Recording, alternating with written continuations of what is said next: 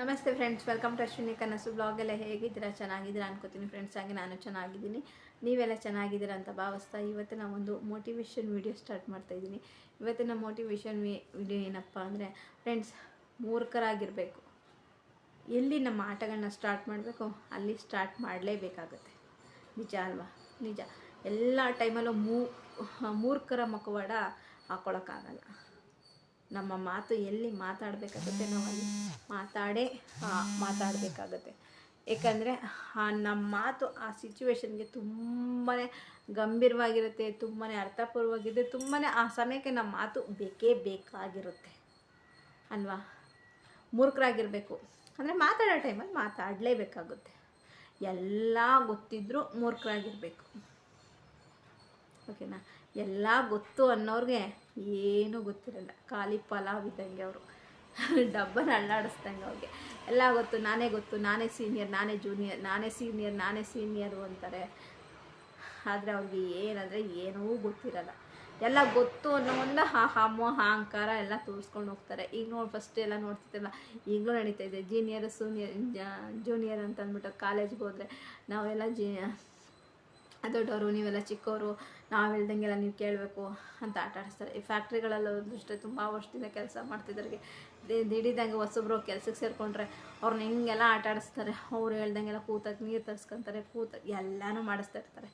ಯಾವಾಗ ಅವ್ರು ತಿರುಗಿಬಿಡ್ತಾರೋ ಅವ್ರು ಬಾಲ ಮುದ್ರಕೊಂಡು ಸುಮ್ಮನಾಗ್ತಾರೆ. ಇಷ್ಟೇ ಪ್ರಪಂಚ. ನಾವು ಯಾವಾಗಲೂ ಅಷ್ಟೇ, ಎಲ್ಲ ಗೊತ್ತು ಅನ್ನೋರಿಗೆ ಏನೂ ಗೊತ್ತಿರಲ್ಲ. ನಮಗೆಲ್ಲ ಗೊತ್ತಿದ್ದು ನಾವು ಸೈಲೆಂಟಾಗಿರಬೇಕು. ಸೈಲೆಂಟಾಗಿದ್ರೇ ಜೀವನ. ನಾವು ಹಂತಂತಾಗಿ ಹೆಜ್ಜೆ ಹಾಕಬೇಕು. ದಿಢೀರ್ನಂತೆ ಹೆಜ್ಜೆ ಹಾಕ್ಕೊಂಡು ನಾವು ಬದುಕ್ತೀವಿ ಅಂದರೆ ಆಗಲ್ಲ. ಎಲ್ಲಿ ನಾವು ಪಾಯಿಂಟ್ ಅಪ್ ತೊಗೊಂಡು ಉತ್ತರ ಕೊಡಬೇಕು, ಎಲ್ಲಿ ನಾವು ಉತ್ತರಗಳನ್ನ ಕೊಟ್ಕೊಂಡು ಯಾರನ್ನೇ ಎದುರಿಸ್ಕೊಂಡು ಯಾರನ್ನ ಇದು ಮಾಡಿಕೊಂಡು ಎಲ್ಲನೂ ಫಸ್ಟೇ ಎದುರು ಹಾಕೋಬಾರ್ದು. ಫಸ್ಟ್ ಆಫ್ ಆಲ್ ಆಗಿ ಯಾವ ಕೆಲಸಕ್ಕೆ ಹೋಗಲಿ, ಕಾಲೇಜ್ಗೆ ಹೋಗಲಿ, ಏನೇ ಒಂದು ಮಾಡಲಿ, ಎಲ್ಲೇ ಹೋದ್ರೂ ನಾವು ಯಾರನ್ನೂ ಫಸ್ಟ್ ಆಫ್ ಆಲ್ ಎದುರು ಹಾಕೋಬೇಡಿ. ಎಲ್ಲರೂ ಮೂರ್ಖರಾಗೇ ಇರಿ. ನಮಗೇನು ಗೊತ್ತೇ ಇಲ್ಲ ಅಂತ ಅಡ್ರು ಅಂತ ಕಂಡೇ ಇರಿ. ಆಮೇಲೆ ಅವ್ರು ತೋರಿಸಿದ್ರೆ ನೀವು ರಿಟರ್ನ್ ಕೊಡಿ. ಅವರು ನಿಮ್ಮ ಜೊತೆ ಯಾವ ಥರ ನಡ್ಕೋತಾರೆ ನೀವು ಆ ಥರ ನಡ್ಕೊಳ್ಳಿ. ಅವರು ನಾವು ಜೀನಿಯರು, ನಾವು ದೊಡ್ಡವರು ಅಂದ್ಕೊಂಡು ಹೋದರೆ ನಾವು ಚಿಕ್ಕವ್ರದಾರೇನ, ಅವರು ದೊಡ್ಡವರು ಅಂದರೆ ನಾವು ದೊಡ್ಡವರಾಗಿ ನಿಂತ್ಕೊಳ್ಳೋಣ ಅಲ್ವಾ? ಎಲ್ಲಿ ಮಾತಾಡಬೇಕು. ನನಗೆ ಸ್ಟಾರ್ಟಿಂಗಲ್ಲಿ ವೈಟಿಲಿ ಈ ಥರ ಅನುಭವ ಆಯಿತು. ಅದು ಬಿಟ್ಟರೆ ಒಂದು ಟೈಮಲ್ಲಿ ಕೆಲಸಕ್ಕೆ ಸೇರಕ್ಕೋದಾಗ ಅಲ್ಲೊಂದು ಅನುಭವ ಆಯಿತು. ನನ್ನ ಅನುಭವದ ಮಾತನೇ ಅದು. ಅವರೆಲ್ಲ ಟೈಲರಿಂಗ್ ಬ್ಲೌಸ್ ಎಲ್ಲ ಹೊಲಿತಿದ್ರು, ನಾನು ಹೆವಿ ಮಾಡ್ತಿದ್ದೆ. ಸ್ವಲ್ಪ ನನ್ನನ್ನು ಒಂಥರ ಟಾರ್ಗೆಟ್ ಮಾಡೋರು. ಅವ್ಳಿಗೇನು ಗೊತ್ತಾಗಲ್ಲ, ಏನೋ ಗೊತ್ತ. ಅದೇ ಜಾಗದಲ್ಲಿ ಫ್ರೆಂಡ್, ನೀವು ನಂಬ್ತಿರೋ ಬಿಡ್ತಿರೋ ಗೊತ್ತಿಲ್ಲ, ಯಾವ ಕೈಲಿ ಎಮ್ಮಿಂಗ್ ಮಾಡ್ತಿದ್ದೆ ಅದೇ ಜಾಗದಲ್ಲಿ ಕೂತ್ಕೊಂಡು ಬ್ಲೌಸ್ ಹೊಲಿಯೋಕ್ಕೆ ಸ್ಟಾರ್ಟ್ ಆದೆ. ಅವ್ರು 600 ರೂಪಾಯಿ ಸಂಬಳ ತಗೋತಾಯಿದ್ರು, ನಾನು 400 ರೂಪಾಯಿಗೆ 100 ರೂಪಾಯಿ ತಗೋತಿದ್ದವಳು. ತಿಂಗಳಿಗೆ, ವಾರಕ್ಕೆ ನಾನು ಆ ರೇಂಜ್ಗೆ ಬಂದು ನಿಂತ್ಕೊಂಡೆ ಅಲ್ಲಿ. ಎಲ್ಲರೂ ನನಗೆ ಗೊತ್ತಿಲ್ಲ ಅನ್ನಂಗಿಲ್ಲ. ಪಾಪ ಅಲ್ಲಿ ನಮ್ಮ ಓನರು ತುಂಬ ಒಳ್ಳೆಯ ಓನರು, ಎಲ್ಲ ಹೇಳ್ಕೊಡ್ತೀನಿ. ನಾನು ಬ್ಲೌಸ್ ಕಟಿಂಗ್ ಮಾಡೋಕ್ಕೆ ಬರ್ದೋದ್ರೂ ಬ್ಲೌಸ್ ಹೊಲಿಯೋದು ಕಲಿತೆ. ಅವರು ದಿನ 300 ರೂಪಾಯಿ ಸಂಪಾದನೆ ಮಾಡಿದ್ರೆ ನಾನು ದಿನ 250 ರೂಪಾಯಿ ಸಂಪಾದನೆ ಮಾಡೋಕ್ಕೆ ಸ್ಟಾರ್ಟ್ ಮಾಡಿಕೊಂಡೆ ಅಲ್ಲಿ. ಆಗ ಯಾರು ನನ್ನನ್ನು ಒಂಥರ ಕೇವಲ ನೋಡೋದು, ಒಂಥರ ಕೇರ್ಲೆಸ್ ಥರ, ಎಮ್ಮಿಂಗ್ ಮಾಡ್ತಾಳೆ ಅನ್ನೋಂಥ ಒಂಥರ ಕೇರ್ಲೆಸ್ ಥರ ನೋಡೋರು. ಅವ್ರ ಮುಂದೆ ನಾನು ನಿಂತ್ಕೊಂಡೆ. ವೈಟಿಲಿ ಬಂದಾಗಲೂ ಅಷ್ಟೇ, ಸ್ಟಾರ್ಟಿಂಗಲ್ಲಿ ಫ್ರೆಂಡ್ಸ್ ಎಲ್ಲ ನಮ್ಮ ಆಡಳಿತದಲ್ಲಿ ಇರಬೇಕು, ನಮಗೆ ಎಲ್ಲ ಗೊತ್ತು ಅಂತ ಅಂದ್ಕೊಂಡು ನನ್ನನ್ನು ಯಾರ್ದೋ ಒಬ್ಬರು ಲೈವಲ್ಲಿ ಒಂಥರ ಕೇವಲವಾಗಿ ಮಾತಾಡಿದ್ದು ಉಂಟು.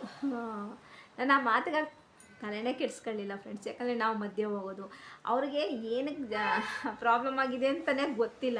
ಸುಮ್ಮನೆ ಲೈವ್ ಹಾಕ್ಕೊಂಡು ಒಂದು 7:30 ಲೈವ್ ಹಾಕ್ಕೊಂಡು ಸುಮ್ಮನೆ ಮಾತಾಡ್ತಾಯಿದ್ರು. ಅದು ಆ ಟಾಪಿಕ್ ನನ್ನದೇ ಆಗಿತ್ತು. ಮಾತಾಡ್ತಾಯಿದ್ರು. ಅದು ಇಬ್ಬರು ಹೆಣ್ಮಕ್ಳು ಮಾತಾಡಿದ ಮಾತುಗಳು. ಲೈವ್ ಹಾಕ್ಕೊಂಡು ಮಾತಾಡ್ತಾಯಿದ್ರು. ನಾನು ಈ ಲೈವ್ ಮುಗಿಯೋರ್ಗು ಐಡಲ್ಲೇ ಇದ್ದೆ, ಎಲ್ಲ ಕೇಳಿಸ್ಕೊಂಡೆ. ಅದು ಮಾತಾಡಿದ್ರೆ ನಾವು ಮೂರ್ಖರಾಗ್ಬಿಡ್ತೀವಿ. ಆ ವಿಷಯನ ತೊಗೊಂಡು ನಾವು ಮಾತಾಡಿದ್ರೆ ಮೂರ್ಖರಾಗ್ತೀವಿ ಅಂದ್ಬಿಟ್ಟು ನಾನು ಆ ಟಾಪಿಕ್ನ ಅಲ್ಲೇ ಬಿಟ್ಬಿಟ್ಟೆ.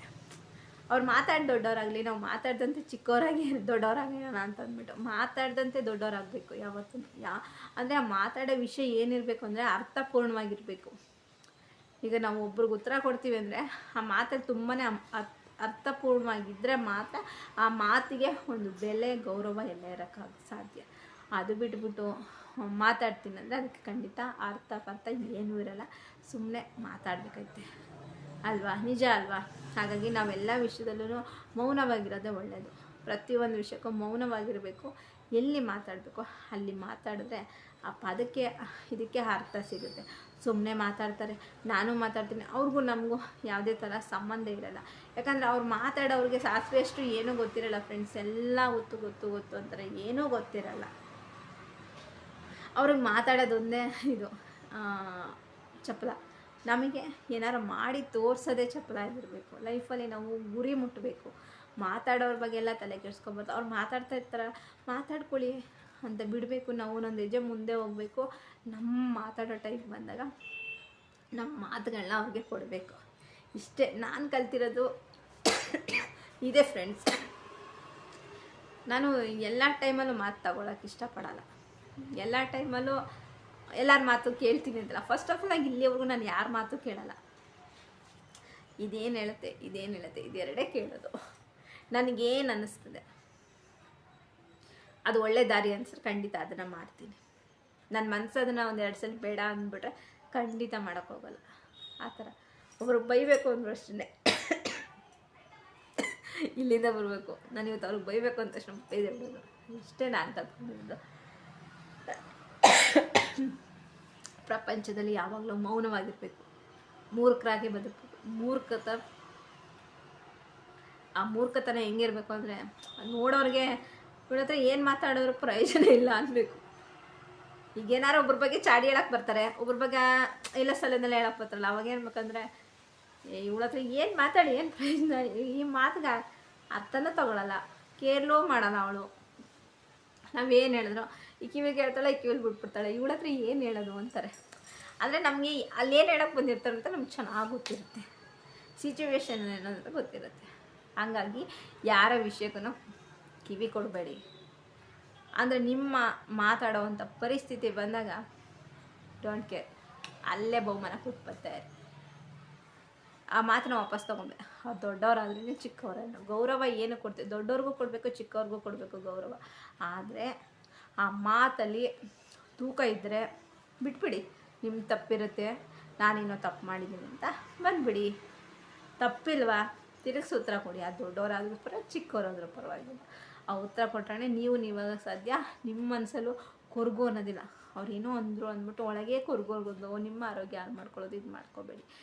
ಏನೇ ಇದ್ರೂ ಅಲ್ಲೇ ಬಹುಮಾನ ಮಾಡ್ಕೊಳ್ಳಿ. ಅದು ಮಾತಿಗೆ ಅರ್ಥ ಇದ್ದರೆ, ನಿಮ್ಮ ತಪ್ಪಿದ್ರೆ ಬಂದುಬಿಡಿ ಅಷ್ಟೇ. ಹಾಗೆ ಈ ವಿಡಿಯೋ ಇಷ್ಟ ಆದರೆ ಲೈಕು ಕಮೆಂಟು ಸಬ್ಸ್ಕ್ರೈಬರ್ ಮಾಡ್ಕೊಂಡು ಸಪೋರ್ಟ್ ಮಾಡಿ ಅಂತ ಕೇಳ್ಕೊತೀನಿ. ಆದರೆ ನಾನು ಬಂದು ತುಂಬ ಪಾಠಗಳನ್ನ ಕಲ್ತಿದ್ದೀನಿ ಫ್ರೆಂಡ್ಸ್. ಎಷ್ಟು ಪಾಠ ಕಲ್ತಿದ್ದೀನಿ 1 ವರ್ಷ 2 ವರ್ಷಕ್ಕೆ ಅಂದರೆ ತುಂಬಾ ಪಾಠಗಳನ್ನ ಕಲಿತಾನೂ ಇದ್ದೀನಿ, ಕಲಿಸ್ತಾನೂ ಇದ್ದೀನಿ. ಅದಂತೂ ಚಂದ. ಕಲಿಯೋರಿಗೆ ಕಲಿಸ್ತಾ ಇದ್ದೀನಿ, ಕಲ್ತ್ಕೊಳ್ಳೋರ ಹತ್ರ ಕಲ್ತ್ಕೋತಾ ಇದ್ದೀನಿ. ಎಲ್ಲಿ ಮೌನವಾಗಿರಬೇಕು, ಎಲ್ಲಿ ನನ್ನ ಮೂರ್ಖರಂಗೆ ನನ್ನನ್ನು ತುಂಬ ಜನ ಮೂರ್ಖರು ಅನ್ಕೊಂಡ್ಬಿಟ್ಟಿದ್ದಾರೆ. ನಾನು ಮೂರ್ಖರಲ್ಲ. ನನಗೆ ಮಾತಾಡೋವಂಥ ಪರಿಸ್ಥಿತಿ ಬಂದಾಗ ನಾನು ಮಾತಾಡ್ತೀನಿ, ಓಕೆನಾ. ಅಂದರೆ ಸುಮ್ಮನೆ ಏನೇನೋ ಮಾತಾಡೋಲ್ಲ. ಒಬ್ಬರ ಬಗ್ಗೆ ಸುಮ್ಮನೆ ಇಲ್ಲ ಸಲನ್ನೆಲ್ಲ ಮಾತಾಡೋದು, ಅವ್ರನ್ನ ಕೇಳ್ಕೊಳ್ಳೋದು, ಅತಿಯಾಗಿ ಅನಶ್ಚಿತವಾಗಿ ಅವ್ರಗಳ ಜೊತೆ ಕಾಲಹರಣ ಮಾಡೋದು. ಅವರು ಒಂದು ಸರಿ ಇಲ್ಲ ಅಂದಾಗ ಅವ್ರನ್ನ ಬಿಟ್ಟುಬಿಡಬೇಕು. ನಮ್ಮ ದಾರಿನ ನಾವು ನೋಡಬೇಕು. ಅವ್ರು ಸರಿ ಇಲ್ಲ ಅಂದ್ರೆ ಮತ್ತೆ ಅವ್ರು ಸಹವಾಸ ಮಾಡಿಕೊಂಡು ಮತ್ತೆ ಇನ್ನೂ ಇಲ್ಲ ಸಲ್ಲದಾಗೆಲ್ಲ ಮಾಡಿಕೊಂಡು ನಿಮ್ಮ ನೆಮ್ಮದಿನೂ ಹಾಳು, ಅವ್ರ ನೆಮ್ಮದಿನೂ ಹಾಳು. ಇವೆಲ್ಲ ಮಾಡ್ಕೊಳಕ್ಕೆ ಹೋಗಬೇಡಿ. ಫಸ್ಟ್ ಆಫ್ ಆಲ್ ಆಗಿ ನಿಮಗೆ ಮಾತಾಡೋ ಅಂಥ ಸಿಚುವೇಶನ್ ಸಿಕ್ಕಿದಾಗ ನೀವು ಮಾತಾಡಿ. ಅಂದರೆ ಎಷ್ಟು ಮೌನವಾಗಿರ್ತೀರೋ ಅಷ್ಟು ತುಂಬ ಒಳ್ಳೆಯದು ಮಾತ್ರ ಅಲ್ವಾ ಲೈಫಲ್ಲಿ.